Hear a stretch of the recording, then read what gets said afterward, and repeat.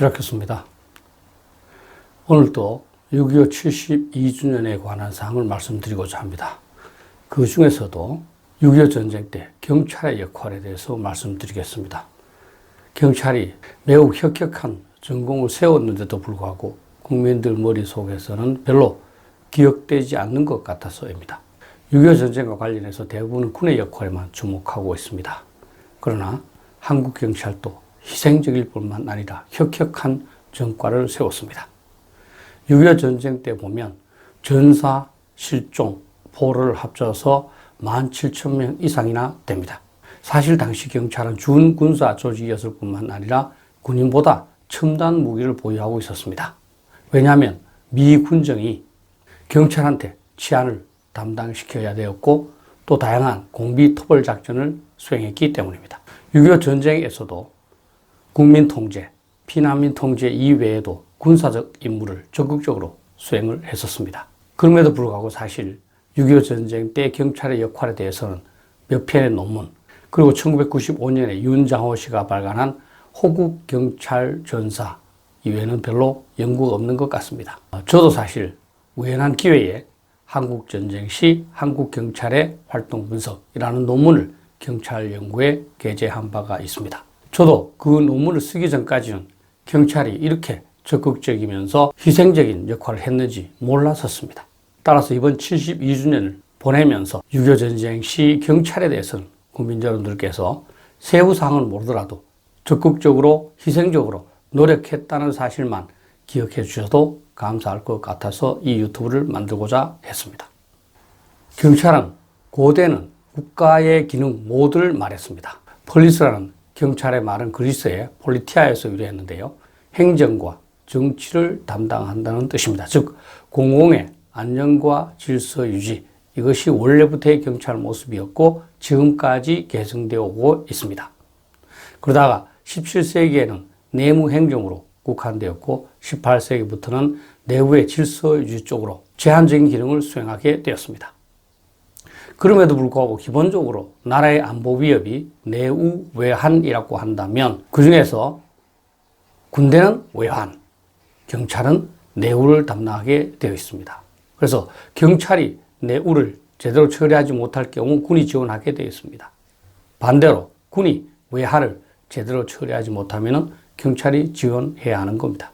특히 경찰은 관과 민을 동시에 담당하기 때문에 전시의 정부, 국민, 군대 간의 삼위일체 형성을 위한 가장 효과적인 접착제로 기능할 수 있습니다. 실제는 경찰이 바로 국가라고 할 정도로 국가의 기능과 경찰은 너무나 밀접한 불가분의 관계에 있다고 할 수 있습니다. 한국 경찰의 창설 배경을 간단하게 살펴보면요. 사실 조선 성종 때 포도청이 신설되었다고 합니다. 그렇지만 현대적인 경찰 제도는 1894년 갑오경장 때 한성부의 경무청을 신설함으로써 비롯되었습니다. 일제강점기에는 여러분도 잘 아시다시피 경찰 제도가 상당히 강화되었고요. 그리고 미 군정이 국내 치안을 위해서 경찰을 재소집함으로써 현재의 경찰 모습을 시작하게 되었습니다. 1945년 10월 21일 경무국으로 재출발한 겁니다. 미 군정은 국방경비대에게는 99식 소총, 38식 소총을 지급하면서 경찰에게는 그 당시 최신인 칼빈 소총을 지급할 정도로 경찰에게 제복과 무기 및 장비를 먼저 지급했었습니다. 그리고 1948년 정부 수립 후에 경찰은 유격대 토벌을 위해서 준군사부대로 발전했고 38도선 경비 임무도 일부 담당하고 있었습니다. 어떻게 보면 1950년 6.25 전쟁이 일어났을 때 경찰이 더욱 체계적이면서 더욱 강력한 무기 및 장비를 보유하고 있었다. 이렇게 볼 수도 있습니다. 군대는 창설된 지 얼마 안 되는 그런 상황이었으니까요. 그러면 6.25 전쟁 단계별로 경찰의 역할을 한번 말씀드려 보겠습니다. 먼저 북한의 기습 남침 시기입니다. 사실 경찰은 1950년 6월 초에 이미 남침 징후를 발견했다고 합니다. 6월 10일 날 38도선에 접경한 경기 강원도에서 경계태세 강호까지 발령했습니다.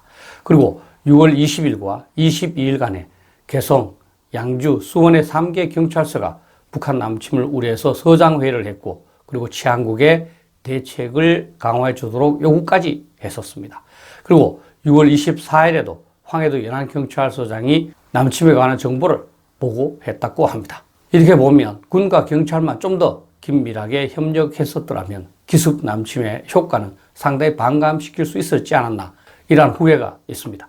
6.25 전쟁이 발발하자 개성 철도 경찰대는 대장을 비롯한 50여 명 중에서 45명이 사망할 정도로 치열한 방어 전투를 실시했습니다. 그래서 북한군의 6사단이 제대로 진격하지 못했고 국군의 12사단이 임진강 도하를 위한 시간을 확보할 수 있었다고 합니다.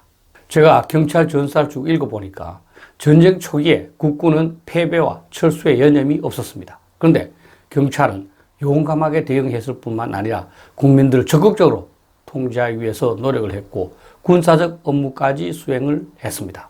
따라서 매우 체계적으로 또 희생적으로 방어에 노력했다는 그런 인상을 가졌습니다. 따라서 저는 경찰의 이러한 노력이 패전 속도를 완화시키는데 상당히 기여했다, 이렇게 평가하고 싶습니다. 북한군이 기습 남침해서 남쪽으로 파죽지세로 진격하는 동안에 경찰은 축차 방어 진지를 설치했습니다. 영동 김천, 영동 무주, 남은 함양 지역인데요. 이건 사실 군대가 해야 되는데 경찰이 했다는 것은 그만큼 경찰이 국가 방어를 위한 임무를 적극적으로 수행했다는 의미라고 할 수 있습니다. 그래서 충북경찰, 충남경찰, 전북경찰이 이 축차진지에 배치돼서 북해군의 진격을 막고자 노력했었습니다. 사실 이런 것들은 군대가 해야 되는 일이죠. 6.25 전쟁이 발발하고 나서 조병옥 내무장관이 임명됐는데요. 이 조 장관은 미국에 유학한 그런 경험을 바탕으로 해서 적극적인 국토방위 임무 수행에 노력하게 됩니다. 그래서 비상경비 총사령부를 부활시키고 각도 전투경찰대도 부활시킵니다. 그러면서 경찰 병력을 적극적으로 증원을 합니다. 그래서 한국전쟁 이전에 2만 5천 명이었던 경찰이 전쟁 발발 직후에는 13,000명으로 감소됩니다. 그런데 이것을 1950년 하반기에는 4만 8천 명 수준으로 증원을 하게 됩니다. 6.25 전쟁이 발발한 6월 20일부터 9월 30일까지 교전과 성과를 보면은 표와 같습니다. 교전 횟수만 경찰이 1677회고요. 전사 598명, 실종 6231명, 부상 2354명, 상당한 희생을 감수한 것을 알 수 있습니다. 그러면서도 적 사살도 6,000명이 넘고 적 포로도 3,000명이 넘어서 상당한 전과를 올린 것도 여러분들이 확인할 수 있을 겁니다. 낙동강 방어선에서 경찰은 더욱 적극적인 기여를 하게 됩니다. 6만 5천 명으로 경찰을 증원해야겠다는 목표로 훈련소를 설치하고 지원자를 확보하기 시작합니다. 그리고 조병옥 내무장관이 미군과 적극적으로 협조를 해서 미군으로부터 M1 소총, 칼빈 소총, 박격포 등 7만여 점에 이르는 무기와 피복을 획득하게 됩니다. 가장 특이한 것은 조병옥 내무장관이 미군 사령관한테 한국 경찰을 미군에게 배속시켜서 작전하는 것이 유기적이라고 건의했다는 겁니다. 피난민 통제에 당시 미군이 무척 어려움을 겪었는데 한국 경찰이 이를 잘 수행했을 수 있었기 때문입니다. 그렇게 함으로써 미군을 하여금 더욱 효과적인 전투를 하도록 만들 수 있다고 판단했던 것 같습니다. 그래서 15,000명에 이르는 경찰이 미군에 배속되어서 적 게릴라 토벌과 소규모 전투를 수행을 하고 피난민 중에서 적 간첩을 식별하는 임무를 수행했습니다. 그리고 낙동강 방어선의 지탱을 위해서 청송, 가산, 동명, 현풍 등에서 치열한 전투작전을 전개했고 경찰 학도병도 선발을 했었습니다. 동시에 전남경찰, 완도경찰, 청년단원들이 강진부대, 장흥부대, 화성부대 등으로 조직을 해서 후방에서 유격전을 전개하게 됩니다. 이로써 북한군은 호남 지역에서 후방 지역이 불안해서 적극적인 군사작전 활동이 지장을 받게 되었습니다. 드러나지 않지만 낙동강 방어선에서 경찰은 피난민의 안전을 보장하거나 피난민의 게릴라가 섞이지 않도록 하는 임무를 적극적으로 수행을 했습니다.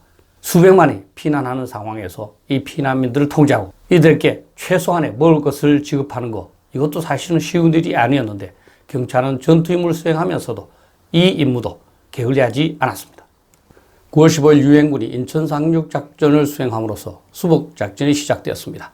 이 수복작전과 그 이후의 교착전기에 대해서도 경찰은 적극적인 국토방위 기여 활동을 전개했습니다. 무엇보다도 정예 전투경찰 1개 대대를 선발을 해서 화랑부대로 명명을 하고 인천 상륙작전에 가담한 겁니다. 이 부대는 서울 탈환작전에도 참가하고 그리고 나서 다시 미 제7사단과 함께 해산진으로까지 북상했습니다. 그리고 흥남에서 선박으로 철수했습니다. 이 화랑부대에 대해서는 정말 집중적인 전사 발굴과 연구가 있을 필요가 있다. 저는 이렇게 생각을 합니다. 그리고 나머지 경찰들은 인천 상륙작전 성공 후에 수복지역을 신속하게 확대함으로써 치안을 보장하게 됩니다. 그리고 태백산과 지리산을 중심으로 준동하는 후방지역에 게릴라들을 소탕을 했습니다. 51년의 경우만 봐도 교전이 8,000회가 넘고요. 전사 1,388명, 부상 2,729명, 실종 900명 등으로 경찰은 상당한 희생을 하면서 전과를 올리게 됩니다. 또한 교착전 시기에도 경찰은 3차례에 걸쳐 대대적인 게릴라 토벌 작전을 전개합니다. 그 결과 1952년 12월에는 빨치산 외파리 부대장인 이상윤을 사살하고 53년 9월에는 빨치산 남부사령관 이현상을 사살합니다. 그리고 이 시기에 경찰은 근거리에서 국민을 보호하고 피난민을 통제하는 등 적극적인 역할을 수행했습니다. 군대는 전선에서 싸움만 하면 됐지만 경찰은 그 이외의 모든 국가가 해야 할 일을 담당했고 이것이 저는 군인 못지않는 공로라고 저는 생각합니다. 저는 6.25 전쟁 72주년을 보내면서 올해는 경찰의 역할에 대해서 좀 더 많은 관심을 가졌으면 하는 바람입니다. 사실 많은 분들께서 인터넷 등에 경찰의 기여, 역할에 대해서 글도 많이 올려주시고 사실 방송국에서도 이런 부분에 좀 더 집중적인 분석이 있었으면 좋겠습니다. 6.25 전쟁을 돌이켜보면 국군은 초기에 심각한 동료를 겪으면서 무조건 후퇴하는 그런 양상이었습니다. 그런데 경찰이 그 당시에 군대보다 더욱 훌륭한 무기, 정신력, 그리고 조직력으로 국민을 통제하고 또 나아가서 전투 임무까지 수행을 했습니다. 저는 패전의 속도를 완화하는데 경찰이 상당한 역할을 했다고 봅니다. 당시 조병옥 내무장관이 적극적인 리더십을 발휘한 탓이기도 합니다만 어쨌든 경찰은 미군에게 배속하겠다고 자원할 정도로 적극적으로 노력을 했고 미군을 활용하는 것만이 우리 국토를 지키는 것이라고 이렇게 전략적으로 판단한 것 같습니다. 그래서 사실은 낙동강 방어선이 유지될 수 있었는지도 모르겠습니다. 제가 논문을 쓰면서 느낀 거지만 6.25 전쟁 시 경찰 역할에 대한 평가가 또 분석이 매우 미흡하다는 생각을 했습니다. 저는 경찰 전사 연구를 위한 경찰 자체의 노력과 또 학자 또는 전문가들의 자발적인 참여가 저는 필요하다고 봅니다. 잠깐 제가 언급드렸습니다만 클라우제비츠는 전쟁에서 승리하기 위해서는 정부, 군대, 국민이 삼위일체가 되어야 된다고 했습니다. 그런데 이 삼위일체를 만드는 가장 결정적인 접착제 또는 중재자가 경찰일 수밖에 없다 이렇게 생각을 합니다. 따라서 북한의 핵 위협이 점점 심각해질수록 경찰의 역할은 중요합니다. 왜냐하면 앞으로 핵무기는 전선을 통과하는 것이 아니라 바로 후방에 있는 도시에 폭탄을 떨어뜨리기 때문입니다. 그때 피해 복구나 국민 보호를 위해서 군인이 나설 수도 없고 경찰만이 가용하다고 봅니다. 6.25 전쟁에 혁혁한 기여를 했듯이 핵전쟁 가능성에 대해서도 경찰에서도 관심을 갖고 필요한 사항을 준비할 필요가 있다 이렇게 생각을 합니다. 그리고 국민 여러분들께서 전쟁과 관련한 경찰의 역할에 대해서도 더욱 깊은 이해를 해 주십사 부탁드립니다. 감사합니다.